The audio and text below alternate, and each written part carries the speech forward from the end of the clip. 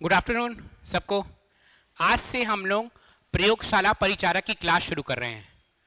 प्रयोगशाला परिचारक में हमारा 60 नंबर का आने वाला है साइंस, और यहाँ पे मैं आपका पूरे साइंस से डील करूँगा। 60 नंबर का साइंस में, 60 नंबर के विज्ञान में, 60 नंबर का आपका रहा विज्ञान, 20 नंबर का आएगा आपका फिजिक्स, 20 नंबर का आएगा आपका केमिस्ट्री, रसायन, और 20 नंबर का आपका आएगा बायोलॉजी या भूगोल। 20-20 नंबर का आएगा। तो हम लोग इसको डील करेंगे। स्टार्ट करने से पहले हम लोग थोड़ा सा एनालिसिस कर लेते हैं कि क्या क्या कैसे कैसे पेपर आएगा और कितने कितने पोस्ट है हमारे। ये देखिए, ये मैं नोटिफिकेशन का स्क्रीनशॉट लेके आया हूं। आपका प्रयोगशाला परिचारक में टोटल आपका 430 पोस्ट है, 430 पोस्ट, जिसमें अनारक्षित या जनरल का कितना है 180, ठीक है ना।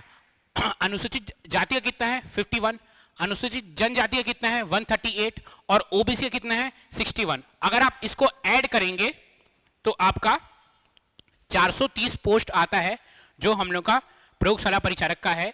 इतना ज्यादा पोस्ट व्यापक में बहुत ही कम आता है, आप तो देखे ही होंगे। इतना ज्यादा पोस्ट तो आपका हॉस्टल वार्डन में भी नहीं आया था, है ना। तो जी जान हमको लगाना है। कोशिश करेंगे कि नवंबर से पहले, नवंबर में आई थिंक नोटिफिकेशन आएगा, मतलब एडमिट कार्ड आएगा आपका कि कब एग्जाम है, उससे पहले हम लोग सिलेबस को पूरा खत्म कर दें, है ना। देखिए, ये आपका प्रयोगशाला परिचारक है, नोटिफिकेशन से चतुर्थ श्रेणी का है ना। इसमें क्या है आपका एलिजिबिलिटी प्रयोगशाला परिचारक में? किसी भी मान्यता प्राप्त मंडल संस्था से हाई स्कूल में 10+2 का परीक्षा उत्तीर्ण, ठीक है। आगे बढ़ते हैं हम लोग। इसमें क्या है सिलेबस? जो सिलेबस मैं डील करूंगा आपका सामान्य विज्ञान। सामान्य विज्ञान का सिलेबस ध्यान दीजिएगा, ये 9वीं और 10वीं के पाठ्यक्रम स्तर का होगा। आपका 11वीं और 12वीं का पाठ्यक्रम स्तर नहीं आएगा। 9वीं और 10वीं का आपको कुल मिला के आपको 9वीं और 10वीं का आपको विज्ञान पढ़ना है। क्या पढ़ना है आपको? कुल मिला के 9वीं और 10वीं का विज्ञान पढ़ना है। आपका अभी जो पेपर चल रहा है, जैसे प्रयोगशाला तकनीशियन, उसमें आपका ग्रेजुएशन लेवल मांगता है, तो उसमें 11वीं 12वीं हमको पढ़ना पड़ता है। इसका लेवल उतना ज्यादा हाई नहीं रहेगा कि आपको 11वीं 12वीं पढ़ना पड़ेगा। फिर भी यहां पे मैं इतना क्वेश्चन डील कर लूंगा कि अगर 11वीं 12वीं का भी क्वेश्चन आया आपसे तो आपसे बन जाए, ठीक है। देखिए, अगर 9वीं और 10वीं बोला है तो 9वीं और 10वीं में देखेंगे तो 9वीं 10वीं का मैं, ये है आपका 9वीं 10वीं का छत्तीसगढ़ का साइंस का बुक, ठीक है। तो ये 9वीं का बुक है। 9वीं में क्या क्या है हमारा, ये पार्ट है। और हम लोग अभी स्टार्ट करेंगे साइंस में, फिजिक्स से स्टार्ट करेंगे। तो अगर आप 9वीं में ध्यान देंगे तो 9वीं में एक है हमारा गति, ठीक है, बल, है ना, और क्या क्या है इसमें, गुरुत्वाकर्षण, कार्य और ऊर्जा, ठीक है, ध्वनि। ये हमारा 9वीं का फिजिक्स है। हम लोग स्टार्ट करेंगे फिजिक्स से, फिर जाएंगे केमिस्ट्री में, फिर जाएंगे बायोलॉजी में, है ना। तो आज हम लोग फिजिक्स से स्टार्ट करेंगे। हमारा 9वीं का फिजिक्स है, 9वीं का फिजिक्स, और ये 10वीं का। छत्तीसगढ़ बोर्ड का जो बुक है ना, उसको मैं लेके आया हूं, उसका स्क्रीनशॉट, ये 10वीं का है, क्लास 10th का। तो ये इसमें आपका क्या क्या है आपका फिजिक्स, अगर हम लोग फिजिक्स से डील करें तो इसमें है प्रकाश परावर्तन, ठीक है, विद्युत चुंबकीय, प्रकाश परावर्तन अपवर्तन सतह में, है ना, और क्या क्या है यार, विद्युत धारा एवं परिपथ। तो ये सब हम लोग फिजिक्स का डील करेंगे। मैं कोशिश करूंगा कि पहले हम लोग 9वीं का अच्छे से कंप्लीट कर लें, सारा बेसिक कंप्लीट कर लें, फिर थोड़ा सा हाई लेवल जाए कि अगर क्वेश्चन थोड़ा सा हाई लेवल चले जाए। कई बार ऐसा होता है कि 9वीं 10वीं बोलकर थोड़ा सा हाई लेवल 11वीं का पूछ देता है, तो मैं ऐसा कोशिश करूंगा कि आपसे 11वीं 12वीं का भी क्वेश्चन सारा बन जाए, ठीक है। देखिए, 9वीं में आपके क्या क्या सिलेबस है, एक गति है, मोशन है, बल एवं गति के नियम, force and law of motion है, गुरुत्वाकर्षण है, ग्रेविटेशन है, कार्य ऊर्जा वर्क एंड एनर्जी है, साउंड है। अच्छा, ये जो क्लास होगी ये बाइलिंगुअल होगी कि इंग्लिश मीडियम वालों को भी परेशानी ना हो, ना हिंदी मीडियम वालों को परेशानी हो। और ध्यान दीजिएगा, साइंस आपको ज्यादा आसान इंग्लिश में लगेगा, हिंदी में साइंस थोड़ा टफ रहता है, इसलिए मैं दोनों लेके आया हूं, इंग्लिश हिंदी बाइलिंगुअल रहेगा कि किसी को परेशानी ना हो। और 10th का फिजिक्स में क्या क्या है हमारा, छत्तीसगढ़ बोर्ड में हमारे 10th में फिजिक्स में क्या क्या है आपका, क्या है, ऊष्मा और ताप, हीट एंड टेम्परेचर है, ठीक है, विद्युत धारा और परिपथ है, electric current and the circuit है, ठीक है, प्रकाश समतल सतह से परावर्तन और अपवर्तन, light reflection refraction from a plane surface, विद्युत के चुंबकीय प्रभाव, magnetic effect of a current, ये सब 10वीं का सिलेबस है आपका, ये सब हम लोग डील करेंगे। हर क्लास में एक एक टॉपिक लेके आऊंगा मैं और एक एक टॉपिक को कंप्लीट करूंगा। क्लास थोड़ी लंबी रहेगी क्योंकि हम लोग को क्लास जल्दी खत्म करना है, इसलिए कोशिश करूंगा कि हर क्लास में आपका एक एक चैप्टर खत्म हो जाए, ठीक है। इसके बाद क्या है, प्रकाश गोलाकार सतह से परावर्तन और अपवर्तन, light reflection from and reflection from a spherical surface, ऊर्जा स्वरूप एवं स्रोत, एनर्जी फॉर्म्स एंड सोर्सेस, ये 10वीं का आपका 9th और 10th का फिजिक्स का ये सिलेबस है। इसी को हम लोग पहले से खत्म करेंगे, उसके बाद जाएंगे केमिस्ट्री में, है ना। चलिए अब हम लोग शुरू करते हैं यहां से, गति से, मोशन से, है ना। गति और मोशन, सबसे पहले ये गति होता क्या है, गति को जानने से पहले ये जानिए विश्राम क्या होता है या रेस्ट क्या होता है। विश्राम या रेस्ट, अगर मैं कहूं कि देखिए ये मैं खड़ा हूं, समय आगे बढ़ रहा है लेकिन मैं एक ही जगह पर खड़ा हूं, मेरा जगह चेंज नहीं हो रहा है, तो क्या हो रहा है कि समय के साथ मैं एक ही जगह पे स्थिर खड़ा हूं, तो मैं कहूंगा कि मैं विश्राम पे हूं। अगर हम लोग पढ़ेंगे किसी बॉडी को विश्राम की अवस्था में तब कहा जाता है जब किसी संदर्भ बिंदु संबंध में उसकी स्थिति में कोई परावर्तन ना आए। जैसे मैं यहां पे खड़ा था तो यहीं पास खड़ा था, यहां पे मेरा क्या हो रहा है कि मेरा जो पोजीशन है, मेरा जो जगह है वह चेंज नहीं हो रहा, वो बदल नहीं रहा है, तो मैं अभी विश्राम में हूं या मैं रेस्ट में हूं। अब body is said to be at state of rest, कब कहा रेस्ट कहा जाएगा, जब उसका पोजीशन क्या नहीं चेंज होगा, जब उसकी स्थिति चेंज नहीं होगी, किससे, रेफरेंस पॉइंट से या किसी संदर्भ बिंदु से। जैसे कि अगर समझ लीजिए कि कोई, हम लोग ये रेफरेंस पॉइंट क्या होता है, हम लोग ज्यादातर जब भी हम लोग फिजिक्स पढ़ते हैं तो हम लोग उसको कोऑर्डिनेट में पढ़ते हैं। जैसे कि आप ये थोड़ा बड़ा मैथ्स में जानते हो कि इसको ये 0 कहते हैं, तो इसको रेफरेंस पॉइंट या हम लोग इसको संदर्भ बिंदु कहते हैं।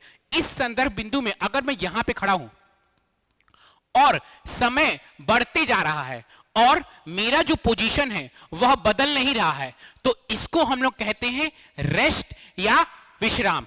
एक बार फिर से अगर समझ लीजिए ये मैं ऐसे खड़ा हूं, यहां पे ये कोऑर्डिनेट है, ये मेरा रेफरेंस है, ये संदर्भ बिंदु है, और यहां पे मैं खड़ा हूं, ठीक है, और मेरा पोजीशन समय के हिसाब से बदल नहीं रहा है, मतलब समय बढ़ते जा रहा है, 1 बज गया, 2 बज गया, 3 बज गया, और मैं यहीं पास खड़ा हूं इस संदर्भ बिंदु के हिसाब से, तो मैं अपने आप को क्या कहूंगा, विश्राम कहूंगा, या मैं कहूंगा कि मैं रेस्ट में हूं, ठीक है। अब रेस्ट हो गया, तो रेस्ट का अपोजिट क्या होगा, रेस्ट का अपोजिट हुआ गति या मोशन। विश्राम का अपोजिट क्या होगा, गति। ये देखिए गति क्या, आप ये सब आपका एनसीईआरटी का ही मैं फोटो खींच के लाया हूं। ये देखिए जैसे नाव चल रहा है, आप वॉक कर रहे हो, पतंग उड़ा रहे हो, बस चल रहा है, तो यहां पे हो क्या रहा है, किसी भी बॉडी को गति की अवस्था में तब कहा जाता है जब किसी बिंदु के संदर्भ पर उसकी स्थिति निरंतर परिवर्तन होता है।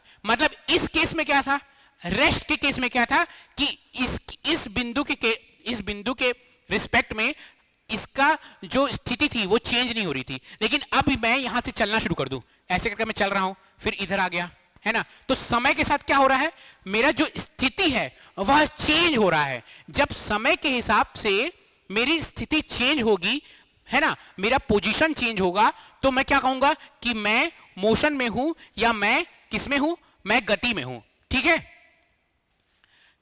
अब इंग्लिश में a body is said to be in state of motion, कब गति में कहेगा, व्हेन इट्स पोजीशन, मतलब क्या, जब उसका स्थिति कंटिन्यूअसली, निरंतर क्या होता है, रेफरेंस पॉइंट से चेंज होता है, उसकी स्थिति कंटिन्यूअसली रेफरेंस पॉइंट से या किसी बिंदु के संदर्भ पर उसकी पोजीशन चेंज होती है। जैसे कि ये देखिए अब मैं चल रहा हूं, तो मैं क्या हो रहा है, किसी भी कोई एक रेफरेंस पॉइंट लिया और वहां से मेरी क्या हो रही है, बार बार मेरा पोजीशन समय के हिसाब से बदल रहा है। तो जब मेरा पोजीशन समय के हिसाब से, मेरी स्थिति समय के हिसाब से बदलती है, तो मैं अपने आप को गति कहूंगा। देखिए जैसे कि ये नाव ये आगे बढ़ रहा है, हम चलते हैं तो हम आगे बढ़े, मैं अभी चल रहा हूं आगे बढ़ रहा हूं, ठीक है, ये पतंग उड़ रहा है, ये बस चल रहा है, तो ये सब क्या हुआ, ये कहलाया गति या मोशन। अब आपको समझ में आ गया, पहला क्या था विश्राम, दूसरा क्या है आपका गति। देखिए समय कम है, आपको यही पास याद करना है। मैं सारा क्वेश्चन भी लेके आया हूं, प्रीवियस ईयर क्वेश्चन, जितना भी पीएससी और व्यापम में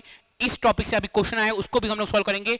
जितना भी आपका छत्तीसगढ़ की किताब में क्वेश्चन है, क्योंकि साफ साफ लिखा है कि छत्तीसगढ़ की किताब का आपका 9वीं 10वीं का जितना क्वेश्चन है सारा क्वेश्चन हम लोग क्लास में करेंगे, एक भी क्वेश्चन नहीं छोड़ेंगे, ठीक है। आप बस ध्यान दीजिए, फोकस कीजिए अच्छे से। अब नेक्स्ट है, अब देखिए हम लोग पढ़ लिए कि गति, हम लोग पढ़ लिए गति। अब गति तीन तरह की होती है। गति कितने तरह की होती है, तीन तरह की होती है। एक होता है वृत्ताकार गति, इंग्लिश में कहते हैं सर्कुलर मोशन। आपको दिख ही रहा होगा, आप यहां पे तो गए होंगे अपने दोस्तों के साथ मेला में, ये क्या हो रहा है, इस पोजीशन से ये आप गोल गोल, आप यहां पे बैठे हैं और गोल गोल गोल गोल घूम रहे हैं।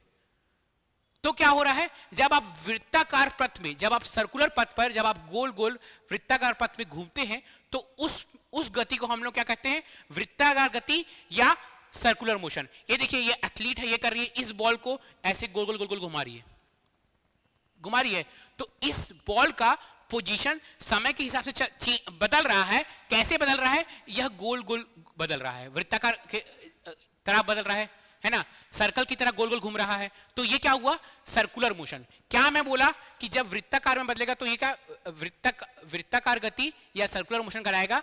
हम लोग मोशन को तीन तरह से डिवाइड करते हैं, गति को हम लोग तीन तरह से डिवाइड करते हैं। एक हो गया सर्कुलर, दूसरा गति क्या है हमारा, दूसरा है लीनियर, लीनियर या रेखीय गति, लीनियर या रेखीय गति। अब क्या है, उस पहले वाले केस में वृत्ताकार में हम लोग गोल गोल घूम रहे थे, गोल गोल ऐसे गोल गोल घूम रहे थे। अब हम लोग एकदम सीधा घूमेंगे, सीधा जाएंगे।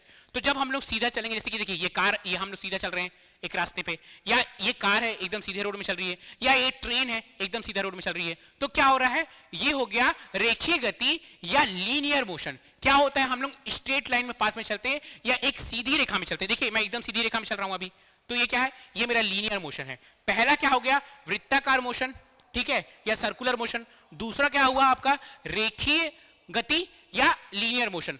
तीसरा क्या हो जाएगा, तीसरा है आपका ऑसिलेटरी या वाइब्रेटरी मोशन या दोलनशील या कंपन गति। अब देखिए ये शायद आप घड़ी देखे होंगे, यहां से अगर आप इसको ऐसे, ये ऐसे लटका हुआ है ये तार से, अब इसको यहां पे लाके आप छोड़ देंगे तो पहले कभी यहां जाएगा, फिर यहां जाएगा, फिर यहां आएगा, फिर यहां जाएगा, फिर यहां जाएगा। तो क्या हो रहा है, अपने पोजीशन से कभी इधर जा रहा है, फिर वापस अपने पोजीशन में आ रहा है, फिर इधर जा रहा है, फिर वापस अपने पोजीशन में। इस चीज को हम लोग क्या कहते हैं, ऑसिलेटरी मोशन या दोलनशील गति। क्या होता है, मूल बिंदु के सापेक्ष में आगे पीछे का पथ, मतलब ये मूल बिंदु है, उसमें कभी आगे फिर कभी पीछे, फिर आगे फिर पीछे। तो ये क्या होता है, इसको इंग्लिश में कहेंगे to and fro with respect to origin. Origin, ये आपका ओरिजिन हो गया, है ना। जैसे कि अगर आप एक पत्थर लीजिए और पत्थर को ऐसे बांध के टांग दीजिए और उसको ऐसे छोड़िए, तो वो ऐसे ऐसे आएगा, फिर अपने पोजीशन में आएगा, फिर इधर जाएगा, फिर इधर जाएगा। तो इस तरह के गति को हम लोग कहते हैं ऑसिलेटरी मोशन, वाइब्रेटरी मोशन या दोलनशील गति या कंपनशील गति। समझ में आ रहा है ना। कोई भी अगर डाउट हो तो आप कमेंट सेक्शन में लिख सकते हैं, मैं सबका डाउट कमेंट सेक्शन में क्लियर करता हूं, ठीक है। मैं आपको गारंटी देता हूं कि हम लोग, मैं ये जो क्लास ले रहा हूं, आपका 60 में 56 क्वेश्चन यहीं से फंसेगा। अगर आपको विश्वास नहीं होता है तो हम लोग के हॉस्टल वार्डन बैच में आप जाइए और पूछिए, जो बच्चा कंप्यूटर का बैच लिया था और जो बच्चा टेस्ट दिया है और जो बच्चा मेरा मैराथन दिया है, मेरे पास स्क्रीनशॉट है। हर बच्चे बोल रहे हैं कि सर आपके टेस्ट से, आपके मैराथन से मेरे 22 या 23 क्वेश्चन तो आपके मैराथन से ही फंस गए। इसलिए मैं आपको बोल रहा हूँ कि फोकस कीजिए। मैं आपको गारंटी देता हूँ कि आपका 60 का 60 तो इम्पॉसिबल कि 60 का 60 मेरे ही मैराथन से फंस जाए, मेरे क्वेश्चन से फंस जाए, लेकिन 50 से 55 में आपका फंसा के जाऊंगा यहाँ पे, ठीक है। Same question. चलिए अब हम लोग क्या क्या पढ़ लिए, हम लोग पढ़ लिए, अभी तक हम लोग पढ़िए कि क्या होता है विश्राम या रेस्ट क्या होता है, हम लोग पढ़ लिए गति क्या होता है, मोशन क्या होता है, हम लोग पढ़ लिए तीन तरह की गति। एक हुआ सर्कुलर मोशन या वृत्ताकार गति, दूसरा लीनियर मोशन या रेखीय गति, तीसरा क्या आपका ऑसिलेटरी मोशन या वाइब्रेटरी मोशन या दोलनशील या कंपनशील गति, ठीक है। अब हम लोग पढ़े, अब जानिए कि ये फिजिकल क्वांटिटी क्या होता है, फिजिकल क्वांटिटी या भौतिक मात्रा क्या होता है। इस दुनिया में किसी भी चीज को जिसको आप माप सकते हैं, जैसे कि ये पेन का मैं हाइट नाप सकता हूं, मैं कितना भारी हूं, मैं अपना वेट नाप सकता हूं, ठीक है ना। यहां से यहां तक कितनी दूरी है, मैं दूरी नाप सकता हूं। किसी भी चीज को जिसको आप नाप सकते हैं उसको हम लोग भौतिक मात्रा या फिजिकल क्वांटिटी कहते हैं। क्या बोला मैं? हर वो चीज इस दुनिया में जिसको आप नाप सकते हैं। जैसे कि अगर आप YouTube में वीडियो देख रहे हैं तो वीडियो को अभी तेज हो जाता है, कभी धीरे हो सकता है, तो हम लोग साउंड को डेसिबल से नापते हैं। तो किसी भी चीज को अगर आप नाप सकते हैं तो उसको हम लोग भौतिक मात्रा या फिजिकल क्वांटिटी कहते हैं। क्या बोला? किसी भी चीज को हम लोग नाप सकते हैं, है ना।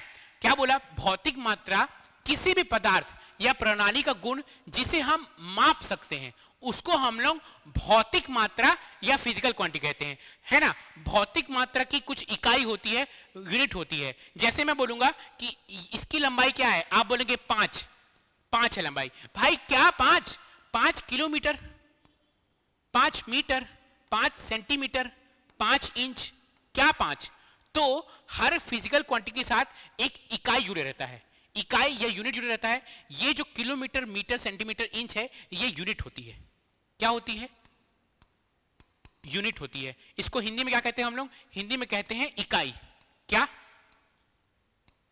इकाई, ठीक है। अब देखिए, अब कौन कौन सा, अगर मैं फिजिकल क्वांटिटी या भौतिक मात्रा देखूं तो कौन कौन सा कुछ एग्जांपल बता देता हूं आपको मैं। क्या है? वजन है, द्रव्यमान है। वजन को हम लोग किसमें नापते हैं? न्यूटन में नापते हैं। द्रव्यमान को हम लोग केजी में नापते हैं, ठीक है। लंबाई को हम लोग बहुत सारा है, किलोमीटर में, मीटर में। ये डेंसिटी है, घनत्व है ना। विस्थापन है, डिस्प्लेसमेंट है। ये सब को अभी हम लोग आगे डिटेल में पढ़ने वाले हैं, ठीक है। चलिए, फिजिकल क्वांटिटी अच्छे समझ में आया। चलिए आगे बढ़ते हैं। एक मिनट में पानी पी लेता हूं, आगे बढ़ते हैं।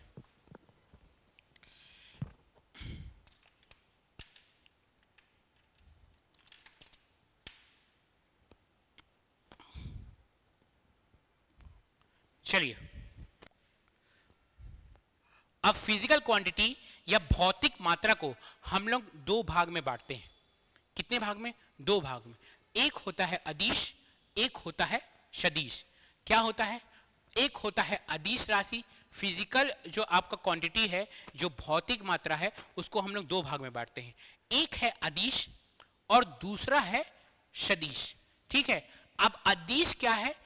ऐसी मात्रा जिसमें सिर्फ परिमाण हो, जिसमें सिर्फ परिमाण हो और कोई दिशा नहीं हो। ध्यान दीजिएगा, अदिश या स्केलर क्वांटिटी वो क्वांटिटी है जिसमें सिर्फ परिमाण होता है, मतलब जिसमें सिर्फ मैग्नीट्यूड होता है, उसमें कोई दिशा नहीं होती है। अब ये परिमाण क्या होता है? वो जो नंबर है ना, जैसे मैं हूं 70 kg, तो ये जो 70 है ना, ये जो नंबर, यही परिमाण है, ठीक है। यहां से मेरे घर का दूरी 5 किलोमीटर है। ये जो 5 नंबर है ना, यही परिमाण है, यही मैग्नीट्यूड है। तो ऐसी क्वांटिटी या ऐसी राशि जिसमें सिर्फ परिमाण हो और दिशा नहीं हो, वो क्या होता है? अदिश राशि या स्केलर क्वांटिटी। और सदिश या वेक्टर क्या होती है? ऐसी भौतिक राशि जिसमें परिमाण और दिशा दोनों हो की आवश्यकता हो। मतलब मैं एक एग्जांपल देता हूं तो आपको जरा अच्छे से समझ में आएगा। मैं बोलूंगा, समझ लीजिए ये एक दरवाजा है, ठीक है। ये एक दरवाजा है। अब ये दरवाजा या तो फिर ये अंदर खुल सकता है इस साइड, या इस साइड खुल सकता है। पिंटू पिंकी को बोलता है कि पिंकी दरवाजा खोलो, तो पिंकी पिंटू का बात सुन के दरवाजा खोलती है। तो जब दरवाजा पिंकी खोलेगी तो पिंकी कुछ बल लगाएगी, कुछ फोर्स लगाएगी, इस दरवाजे को या तो फिर वो ढकेलेगी अंदर, या तो फिर वो बाहर खींचेगी, है ना। तो पिंकी बोलती है कि इस दरवाजा को मैं ढकेल के खोल दी, मतलब इस दरवाजा में कुछ बल लगाई। बल का यूनिट क्या होता है? समझ लीजिए, पिंकी क्या की, इस दरवाजा में 5 न्यूटन बल लगाई और इस दरवाजा को अंदर ढकेल के, इधर ढकेल के खोल दी। तो देखिए, पिंकी इसको सीधा भी खींच के खोल सकती थी, मतलब या तो फिर इसको इंग्लिश में कहते हैं पुश, हिंदी में कहते हैं पुल, हिंदी में कहते हैं पुल। या तो फिर इसको पुश कर सकती थी, या इसको ढकेल सकती थी, या इसको अपनी ओर खींच सकती थी। तो देखिए, इसमें पिंकी बोली कि मैं 5 न्यूटन का बल लगाई और इसको पुश की, इसको ढकेली, तो देखिए इसमें पिंकी क्या बोल रही है कि मेरे को इस दरवाजा खोलने के लिए 5 न्यूटन का बल भी लगाई हूं और दिशा भी बता रही है कि मैं इसको ढकेली हूं अंदर की ओर। तो देखिए जब ऐसी कोई क्वांटिटी है, ऐसी कोई मात्राएं हैं जिसमें हम लोग को उसका परिमाण, ये जो नंबर है मैं बताऊंगा, जो परिमाण, ये जो नंबर है आपको परिमाण बताना है, मैग्नीट्यूड बताना पड़ता है और उसकी दिशा भी बतानी पड़ती है। मतलब उसको अच्छे से डिफाइन करने के लिए उसका मैग्नीट्यूड भी बताना पड़ता है और उसकी दिशा भी बताना पड़ती है। पिंकी क्या बोली, मैं इस दरवाजा को ढकेल के खोली, मतलब दिशा बताई। पिंकी खींच के भी खोल सकती थी, तो दो तरह से खुल सकता दरवाजा ना, तो इसमें आप परिमाण भी बता रहे हैं और दिशा भी बता रहे हैं। तो ऐसी क्वांटिटी या ऐसी मात्राएं जिसमें आप परिमाण बताते हैं और दिशा भी बताते हैं, वह क्या कहलाती है, वह कहलाती है सदिश राशि। तो सदिश राशि का मैं एक एग्जांपल बता दिया आपको, बल, ठीक है, बल या फोर्स, बल, वेग, विस्थापन, डिस्प्लेसमेंट, वेलोसिटी, फोर्स, ये आपकी सदिश राशि। अब अदिश में सिर्फ मैग्नीट्यूड, मैग्नीट्यूड मतलब क्या बताया मैं, वो नंबर। अब मैं बोलूंगा कि एक बार बताइए, जैसे कि मैं बोला कि कितना किलो आम चाहिए, बोले कि 5 किलो। क्या आप ये बोलते हैं 5 किलो आम मेरे को पूरब में चाहिए, 5 किलो आम मेरे को पश्चिम में चाहिए? ऐसा तो कभी बोलते नहीं है। आप दिशा नहीं बताते हो। जब आप दिशा नहीं बताते हो तो वो क्या हो जाता है, वो आपका अदिश राशि हो जाता है। जैसे डिस्टेंस, स्पीड, जैसे ट्रेन की स्पीड थी 5 किलोमीटर प्रति आवर, आप दिशा नहीं बताया कि नॉर्थ साइड थी कि साउथ साइड थी कि पूरब साइड थी कि पश्चिम साइड थी। जब आप सिर्फ दिशा नहीं बताते हो, सिर्फ क्या बताते हो, परिमाण, सिर्फ परिमाण या मैग्नीट्यूड बताते हो, तो वो अदिश राशि होती है। जब परिमाण और दिशा दोनों बताते हो तो सदिश राशि होती है। इससे व्यापम में क्वेश्चन आया है प्रीवियस ईयर का, व्यापम का अदिश और सदिश राशि के ऊपर क्वेश्चन आया है, ठीक है। इसलिए फोकस कीजिए, अभी इसको हम लोग आगे क्लास में बहुत डिटेल में पढ़ने वाले हैं। एग्जाम्पल पढ़ेंगे कौन कौन सी अदिश राशि है, कौन कौन सी सदिश राशि है। यही क्वेश्चन आपका आरआरबी जेईई में भी आया था। अच्छा, ये आपको अगर आप एनटीपीसी भरे होंगे, एनटीपीसी का पोस्ट आया है रेलवे का, अगर आप उसको भरे होंगे तो उसमें भी 40 नंबर का साइंस आ रहा है, ये आपको उसमें भी काम आएगा। और उसका एक क्वेश्चन ही है आपका एनटीपीसी का क्वेश्चन है, क्या दे दिया था, बोला था कि आपका डेंसिटी बताइए, डेंसिटी आपकी अदिश राशि है कि सदिश राशि है, घनत्व आपकी अदिश राशि है कि सदिश राशि है, ये रेलवे का क्वेश्चन है। तो इससे क्वेश्चन आपका फंस सकता है, इसलिए आपको इसका एग्जांपल याद रखना है। स्पीड है, डिस्टेंस है, ठीक है, टाइम है, समय है, ठीक है, ये सब क्या है, इसका क्या है, विस्थापन है, वेग है, बल है। तो ये हो गया आपका सदिश राशि या वेक्टर क्वांटिटी। चलिए आगे बढ़ते हैं। अब कुछ कुछ चीज हम लोग फिजिकल क्वांटिटी या भौतिक मात्रा को हम लोग डिटेल में पढ़ेंगे। अब है पहले दूरी या डिस्टेंस। इसके लिए मैं पहले आपको समझाता हूं, फिर हम लोग उसका पढ़ेंगे। समझ लीजिए ये आपका, चल गया भाई, ये आपका प्यारा घर है,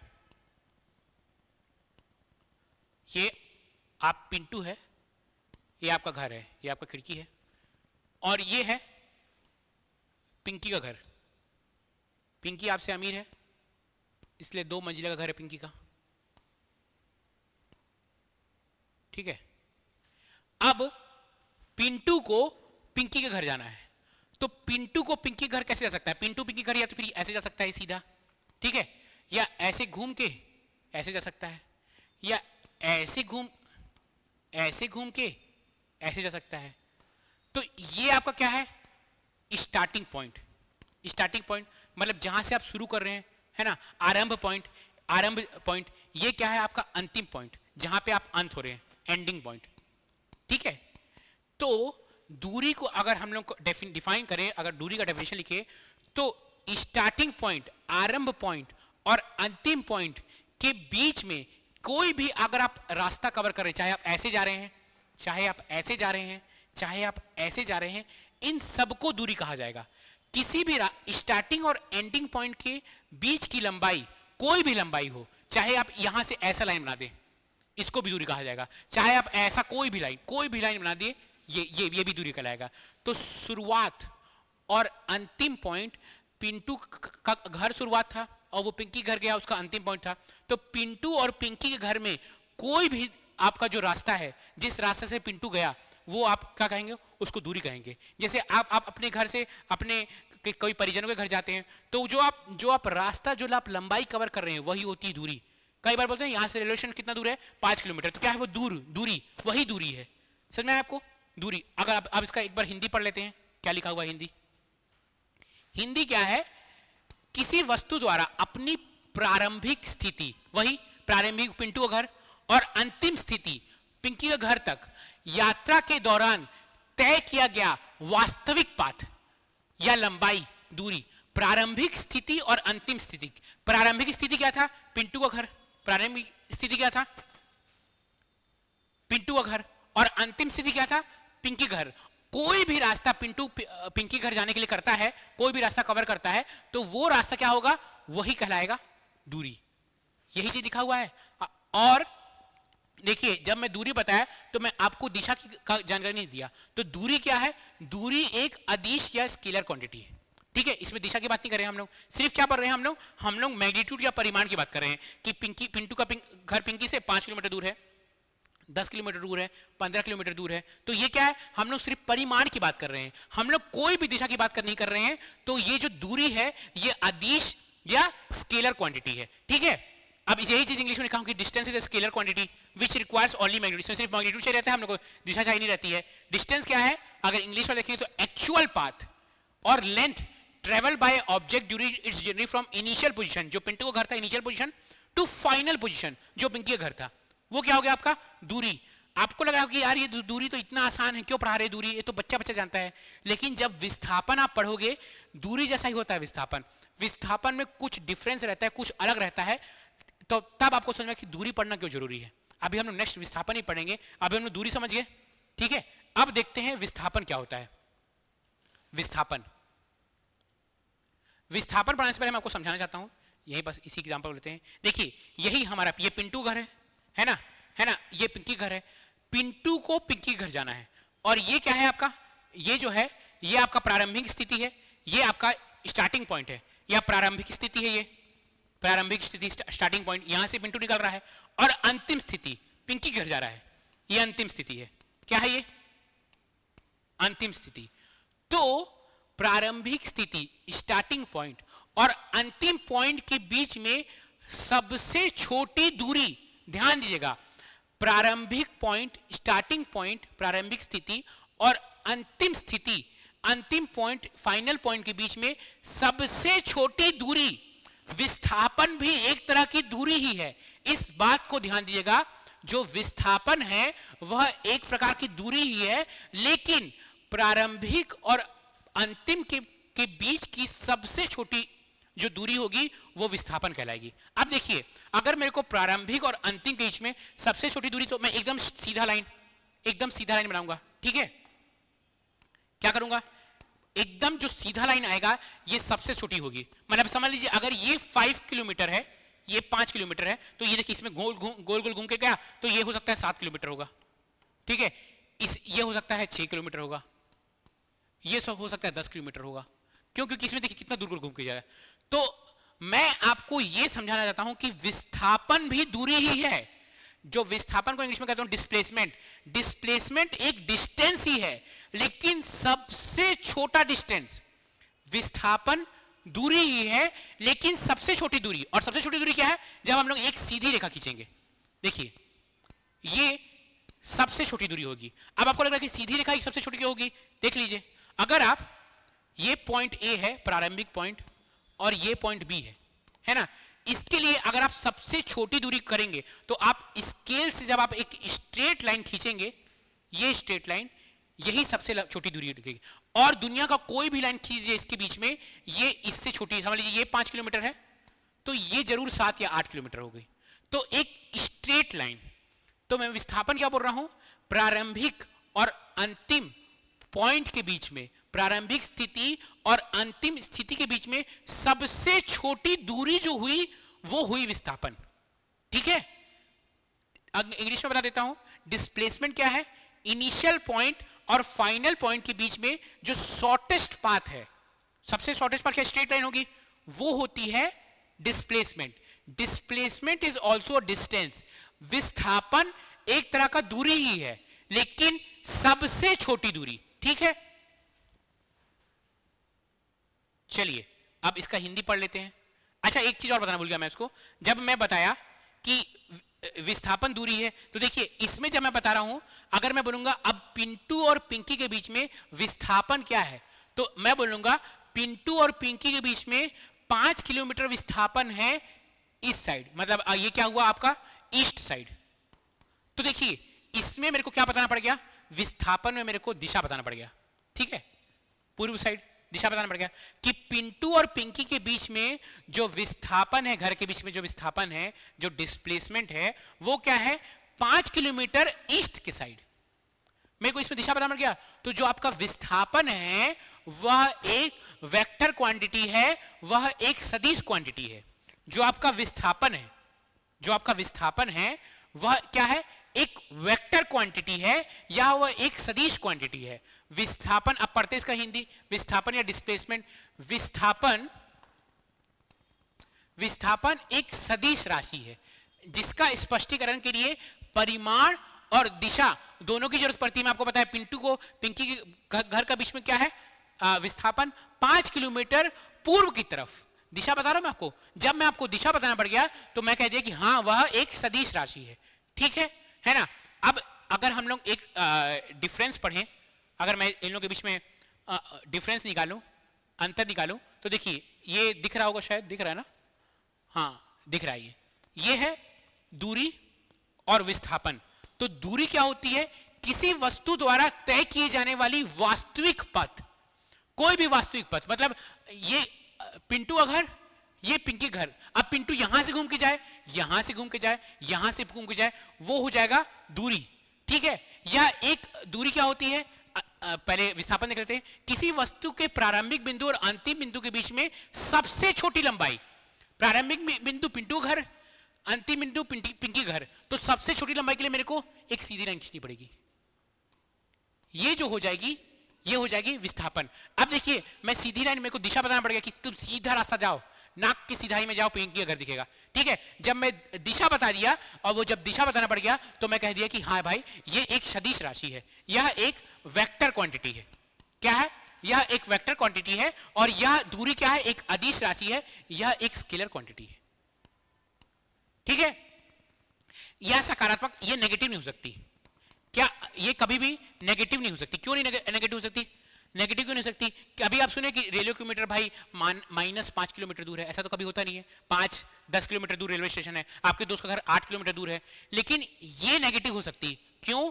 क्योंकि हम लोग भौतिकी में, फिजिक्स में जब भी हम लोग दिशा बताते हैं तो हम लोग के पास एक होती है पॉजिटिव दिशा, एक होती है नेगेटिव दिशा। ये होता है हमारा पॉजिटिव एक्स एक्सिस, ये होता है नेगेटिव एक्स एक्सिस, ये होता है पॉजिटिव वाई एक्सिस, ये होता है नेगेटिव वाई, ये होता है नेगेटिव एक्स एक्सिस। तो अगर हम लोग इस दिशा, इस डायरेक्शन में जा रहे हैं, ये दिशा, तो ये होती है पॉजिटिव दिशा और ये होती है नेगेटिव दिशा। तो हमारी विस्थापन में जब हम लोग को दिशा बताना पड़ जा रहा है, तब जब हम लोग दिशा बताएंगे तो विस्थापन नेगेटिव हो सकता है, विस्थापन नकारात्मक हो सकता है, लेकिन दूरी कभी भी नकारात्मक नहीं होती है, क्योंकि दूरी में तो दिशा का कॉन्सेप्ट ही रहता है, दूरी में तो दिशा ही नहीं रहता है, तो नेगेटिव कैसे होगा दूरी, ठीक है। तो क्या हुआ, जो विस्थापन है ना, वह विस्थापन है, वह पॉजिटिव भी हो सकता है, धनात्मक भी हो सकता है और ऋणात्मक भी हो सकता है, ठीक है, और शून्य भी हो सकता है। अभी बताऊंगा शून्य कैसे हो सकता है।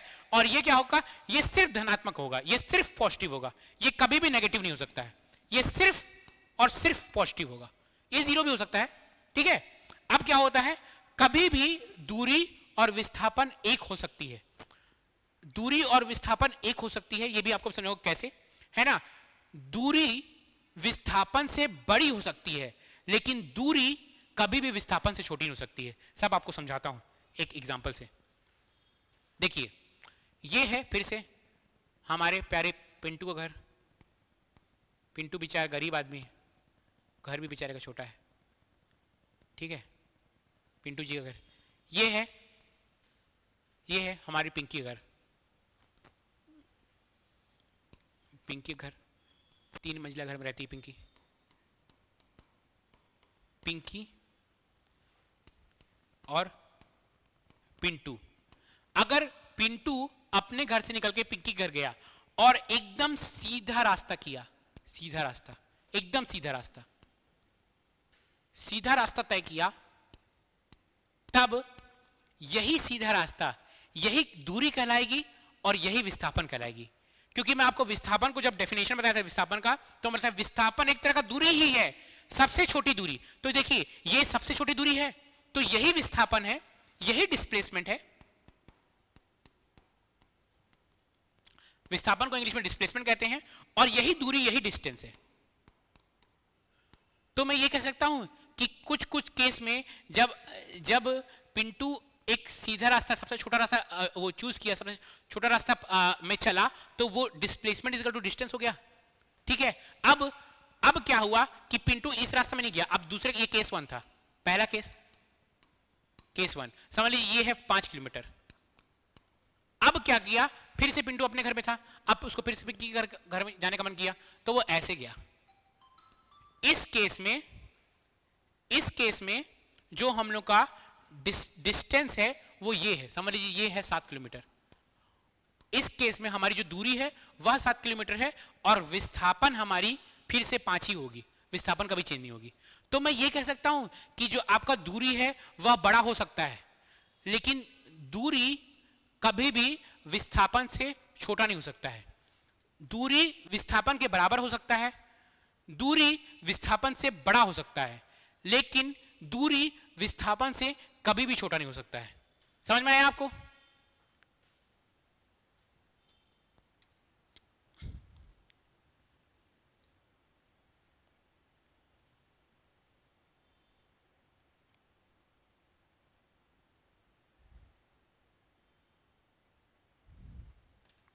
समझ में आ रहा है आपको?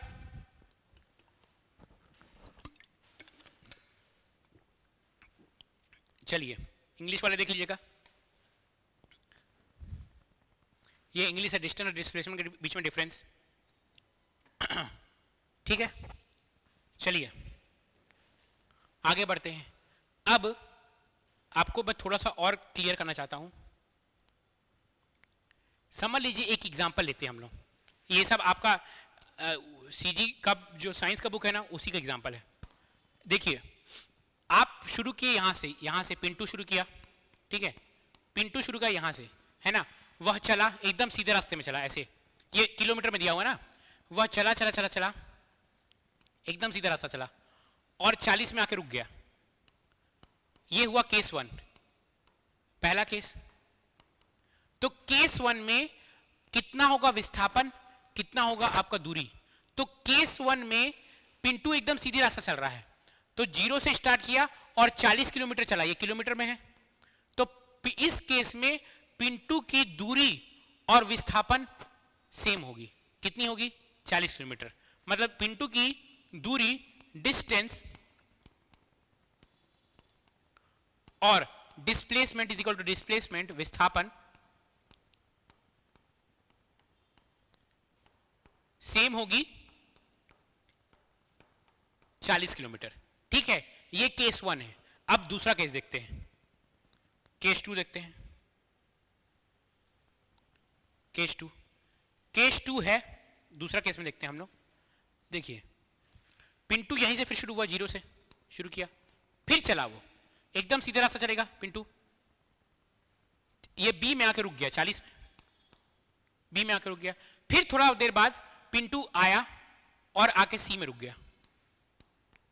मतलब पिंटू स्टार्ट यहां से किया था, आरंभ पिंटू का यहां से हुआ था आरंभ, ठीक है, यहां से आरंभ हुआ था पिंटू का, और अंत यहां पे हुआ है पिंटू का, मतलब यहां पे रुक गया पिंटू।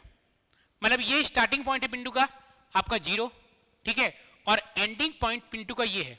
मतलब अब इस क्वेश्चन में मैं क्वेश्चन फिर से रिपीट कर रहा हूं, पिंटू 0 से चला चला चला चला चला चला चला चलते हुए चलते चलते चलते चलते चलते बी तक गया, फिर बी में 5 मिनट रुका, फिर वापस ये सी में आ गया। अब पिंटू यहां पे खड़ा है, मतलब पिंटू सी में खड़ा है, ये 20 है, और पिंटू चालू हुआ था यहां से।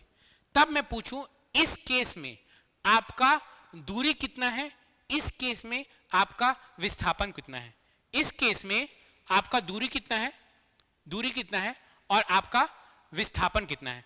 तो इस केस में जो सेकंड केस हुआ, सेकंड केस में अगर हम काउंट करेंगे दूरी, तो पिंटू क्या किया, 0 से चला पिंटू, ये 0 से 5, फिर 10, 15, 25, 40 चला, फिर 40 के बाद पिंटू फिर चला है, ये फिर वापस आया 35, 30, 10, तो पिंटू 40 और इतना वापस चला है 40 से 20, तो 40 + 20 पिंटू चला है 60 किलोमीटर, और यही है पिंटू की दूरी, मतलब पिंटू का जो डिस्टेंस है 60 किलोमीटर। अब इसमें विस्थापन हम लोग करेंगे, तो विस्थापन का अगर हम लोग जब भी विस्थापन खोजते हैं, हम लोग विस्थापन निकालना है, तो हम लोग पहले प्रारंभिक पॉइंट खोजते हैं जो पिंटू का U है, और अंतिम पॉइंट खोजते हैं, अंत पॉइंट जो पिंटू का C है, और प्रारंभिक और अंतिम पॉइंट के बीच में जो सबसे छोटी दूरी रहती है वो होती है विस्थापन। तो पिंटू का प्रारंभिक पॉइंट ये था, और अंतिम पॉइंट क्या है पिंटू का, अंतिम पॉइंट ये है अंतिम पॉइंट। तो A और C, 0 और C के बीच में ये जो दूरी होगी, ये दूरी, ये कहलाएगी आपकी विस्थापन, ये कहेगी आपकी डिस्प्लेसमेंट। तो इस केस में डिस्प्लेसमेंट जो है वो 20 है, डिस्प्लेसमेंट जो आपकी विस्थापन है वह 20 है। समझ में आया?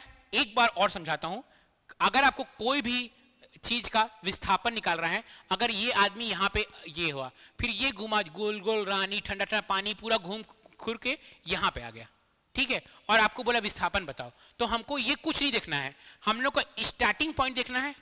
ये स्टार्टिंग पॉइंट, स्टार्ट यहां से किया था, ठीक है, स्टार्ट यहां से किया था, मतलब प्रारंभ यहां से किया था, है ना, और अंत कहां पे हुआ था, अंतिम पॉइंट ये, ठीक है, अंत, ठीक है, एंड यहां पे हुआ था, ठीक है। तो इसके और इसके बीच में जो सबसे छोटी दूरी होगी, तो एक सीधा लाइन खींच दीजिए, ये सीधा लाइन, ये जो सीधा लाइन है, ये जो सीधी लाइन है, जो सबसे छोटी अंतिम छोटी दूरी है, ये हो जाएगी आपकी क्या, विस्थापन, ये हो जाएगी आपकी विस्थापन। और आपकी जो डिस्टेंस क्या होगी, डिस्टेंस या दूरी क्या होगी, यही, ये जो गोल गोल रानी ठंडा पानी है ना, ये वाला, ये आपकी दूरी, इसको आपको करना पड़ेगा, प्लस करके निकालना पड़ेगा। समझ में आया? अगर आपको विस्थापन निकालना है तो कैसे करोगे, और आपको दूरी निकालना है तो कैसे करोगे? समझ में आया? आया समझ में सबको?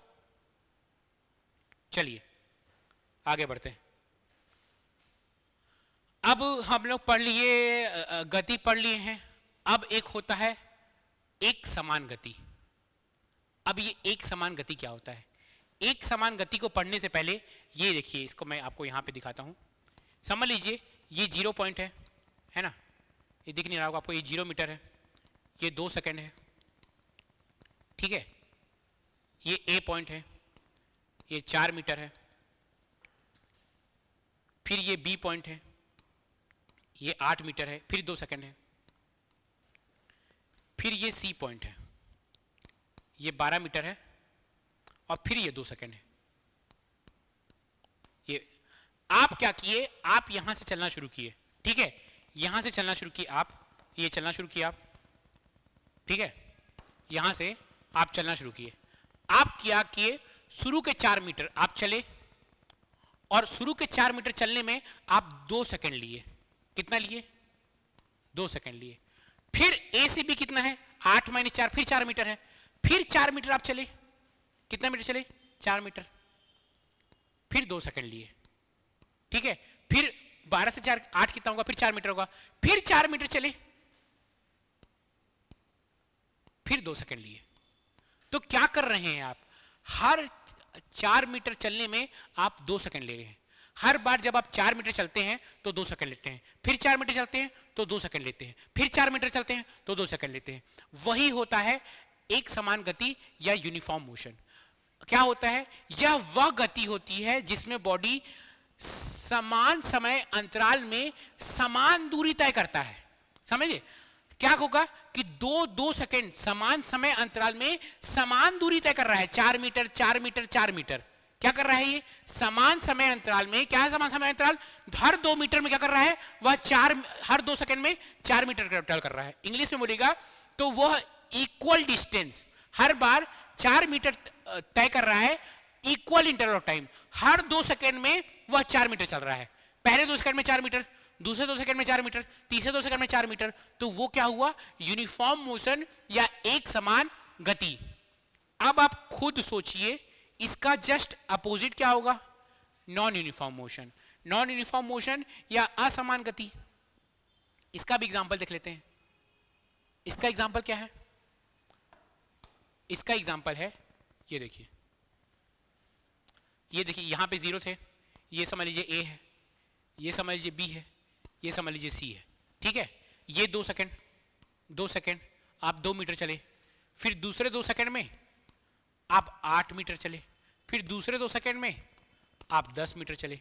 तो अगर आप देखेंगे कि 0 से लेकर A तक आप 2 सेकंड में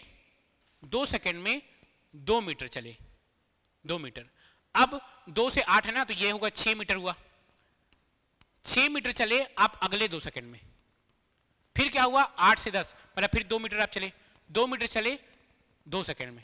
अब देखिए आप एक समान समय में, एक समान दूरी में, एक समान समय में, मतलब समान समय 2-2 सेकंड है, आप असमान दूरी तय कर रहे हैं। क्या कर रहे हैं आप समान समय में असमान दूरी, मतलब क्या कर रहे हैं? शुरू के 2 सेकंड आप 2 मीटर चल रहे हैं, फिर 2 सेकंड में आप 6 मीटर चल दिए, फिर अगले 2 सेकंड में आप 2 मीटर ही चले। तो क्या हुआ?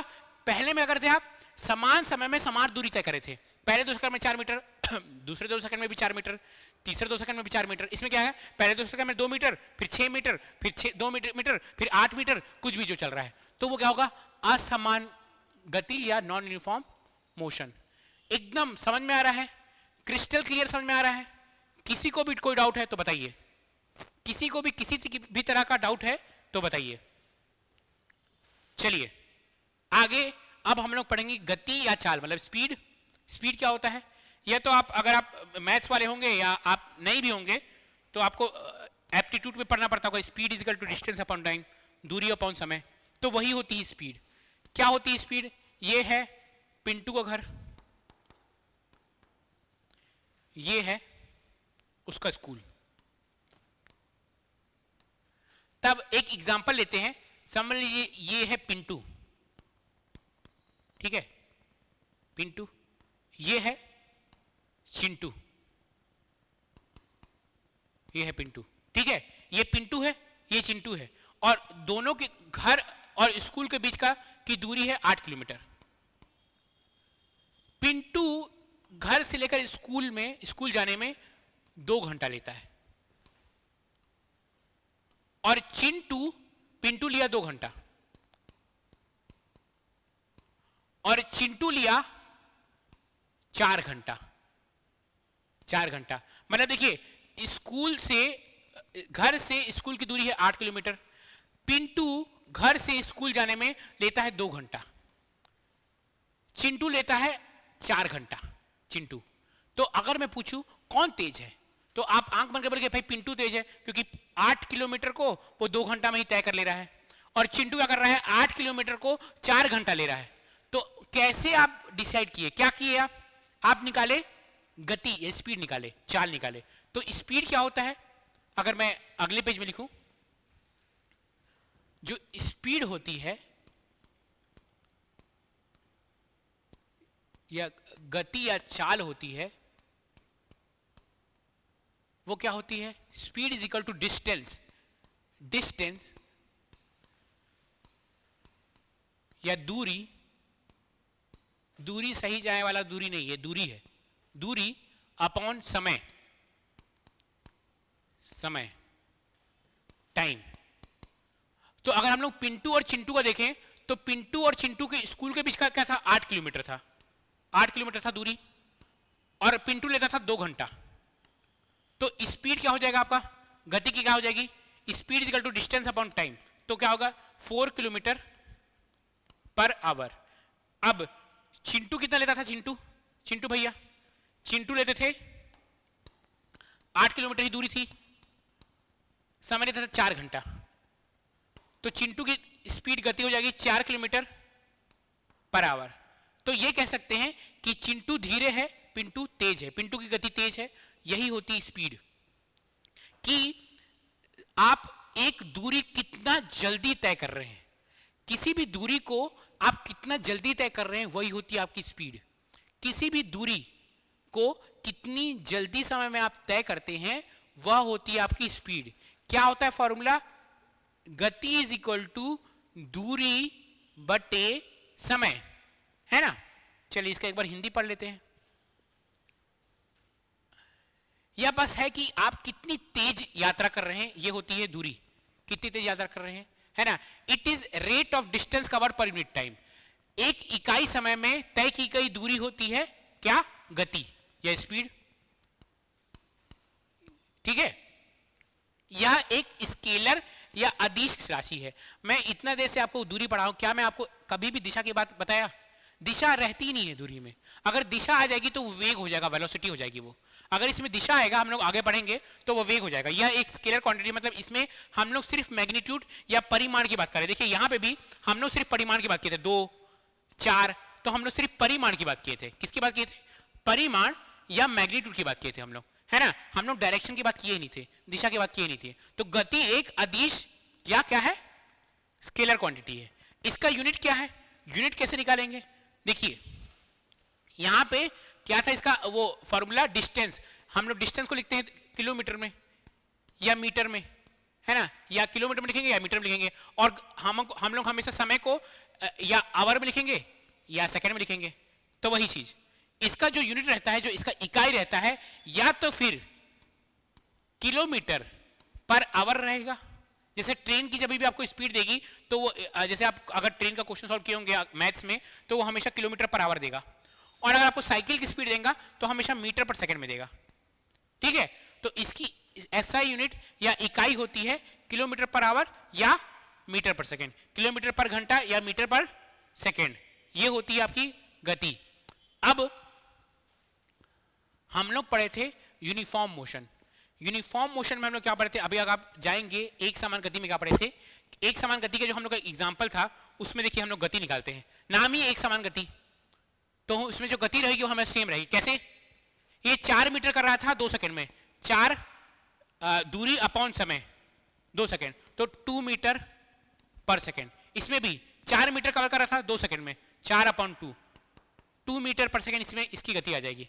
इसमें भी 4 मीटर कवर कर रहा था 2 सेकंड में, 4 upon 2 metre, distance upon time 2 metre per second. तो एक समान गति या यूनिफॉर्म मोशन में क्या होता है? हमारी जो गति, नाम से ही समझ में आ रहा ना, हमारी जो गति होती है वह एक समान होती है। अब इसमें असमान गति में देखिए 0 से a में 2 मीटर आपका दूरी थी और 2 सेकंड। इसमें जो आपकी गति है वह 1 मीटर पर सेकंड है। इसमें a से b में दूरी कितनी थी? 6 मीटर, और टाइम कितना था? 2 सेकंड। तो इसमें आ गया आपकी अब वो गति आ गई 3 मीटर पर सेकंड, ठीक है। इसमें देखिए 2 मीटर था, 2 सेकंड था, 1 मीटर पर सेकंड। तो क्या हो रहा है? असमान गति में नाम से ही समझ में आ रहा है कि इसमें गति चेंज हो रही है। तो अगर आपका आ गया समान गति, तो गति सेम, यूनिफॉर्म मोशन इंग्लिश में कहते हैं। यूनिफॉर्म मोशन में आपका गति जो हो रहा है वह बदल रहा है ना। यही चीज यहां पे लिखा हुआ है। क्या लिखा है? कि यदि कोई बॉडी एक समान गति कर रहा है तो उसकी गति स्थिर रहती है। वही इसमें हमेशा दो थी, दो एक समान गति में दो थी, है ना। और नॉन यूनिफॉर्म मोशन में या असमान गति में उसकी गति चेंज बदलते रहती है, ठीक है। अब बताइए, आप जब गाड़ी चलाते हो तो आप एक समान गति में चलाते हो कि असमान गति में चलाते हो? क्योंकि देखिए बहुत सारा ट्रैफिक रहता है, तो 90% चांस है कि आप असमान गति में चलाते होगे। किस में चलाते होगे? आप कभी ब्रेक मार रहे हो, सामने से कोई बच्चा आ गया तो आप ब्रेक मार दिए, है ना, कोई गड्ढा आ गया तो ब्रेक मार दिए। तो कभी आप 40 की स्पीड चला रहे हो, कभी 10 की स्पीड चला रहे हो, कभी 15 की स्पीड चला रहे हो।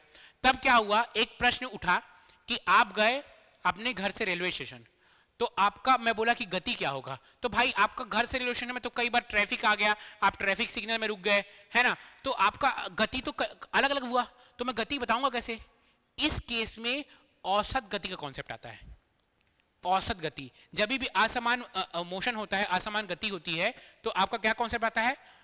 एवरेज स्पीड का, औसत गति का। तो एवरेज स्पीड या औसत गति क्या होती है? ये होती है कुल तय की गई दूरी डिवाइडेड बाय अपॉन कुल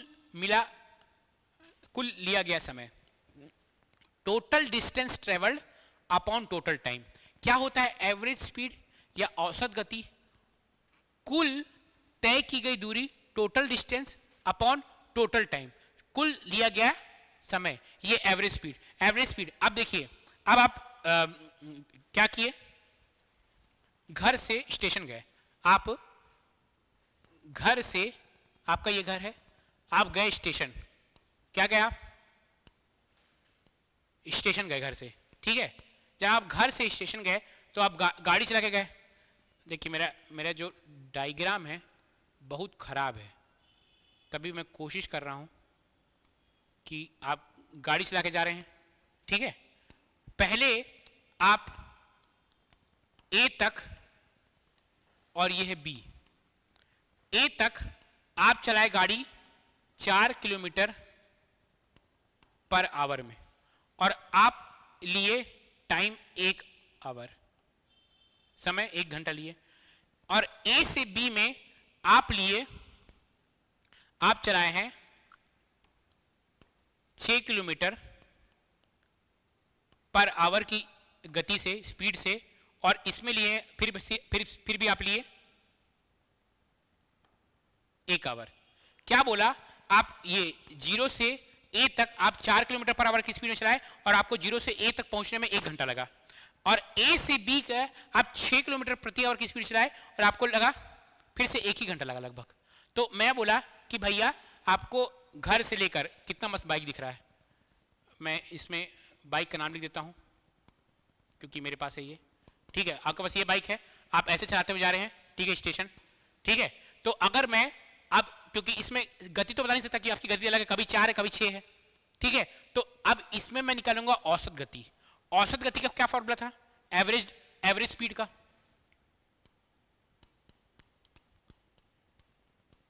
औसत गति क्या था भैया, टोटल डिस्टेंस या दूरी अपॉन टोटल टाइम। अच्छा, इसमें डिस्टेंस नहीं दिया गया, समझ लीजिए आपका घर से है, आपका है 20 किलोमीटर, घर से स्टेशन आपका 20 किलोमीटर दूरी में है, मतलब आपका 0 से लेकर बी तक 20 किलोमीटर दूरी है, ठीक है। तो टोटल डिस्टेंस आपकी कितनी है, घर से स्टेशन 20 किलोमीटर, और टाइम कितना लिए आप, टाइम लिए हैं आप 0 से लेकर ए तक 1 किलोमीटर और ए से लेकर बी तक 1 किलोमीटर, तो टाइम लिए आप टोटल 2 घंटा, ठीक है। तो आपका जो एवरेज स्पीड आएगी, औसत गति आएगी आपकी 10 किलोमीटर पर आवर। समझ में आया आपको, ये हो गया औसत गति। औसत गति कब हम लोग निकालते हैं, 90% केस में हम लोग औसत गति निकालते हैं, क्योंकि समान गति में कभी भी गाड़ी चली नहीं सकती, आपको ब्रेक मारना है, कभी आपकी गति तेज होगी कभी आपकी गति धीरे होगी, तो हम लोग 90% केस में क्या निकालते हैं, औसत गति या एवरेज स्पीड। समझ में आया आपको, कोई भी डाउट है तो कमेंट में लिखिएगा। चलिए, अब ये आपका छत्तीसगढ़ बोर्ड के साइंस बुक का एग्जाम्पल है। मैं आपको बोला कि जितना भी, क्योंकि सिलेबस में लिखा है कि भैया 9th और 10th का तुमसे साइंस की किताब से, छत्तीसगढ़ की साइंस की किताब से पूछूंगा, तो अगर मैं 9th और 10th का छत्तीसगढ़ का साइंस की किताब पूरा पढ़ के गया, एक एक ऊपर से लेकर नीचे तक उसके सारे क्वेश्चन सॉल्व करके गया, तो क्या मेरे से एग्जाम नहीं निकलेगा, पक्का निकलेगा। तो मैं बता रहा हूं आपको, इस क्लास में मैं आपका उस किताब का एक भी एग्जाम्पल नहीं छोड़ूंगा, सारा एग्जाम्पल आपसे सॉल्व कराऊंगा, ठीक है। चलिए, ये क्वेश्चन है, उदाहरण 1 है, आप देख लीजिएगा बुक खोल के, यही उदाहरण है पहला। यदि एक कार 2 घंटे में 60 किलोमीटर की दूरी तय करती है तो उसकी चाल कितनी है। If a car cover 60 kilometre distance in 2 hour, what will be its speed. तो हम लोग को पता है स्पीड क्या होती है, स्पीड का फॉर्मूला क्या होता है, स्पीड इज इक्वल टू गति क्या होता है,